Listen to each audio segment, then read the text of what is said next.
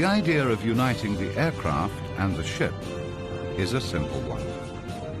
But this simple idea has been the subject of great technical innovation, has led to decisive military success, and has found itself the focus of increasing controversy.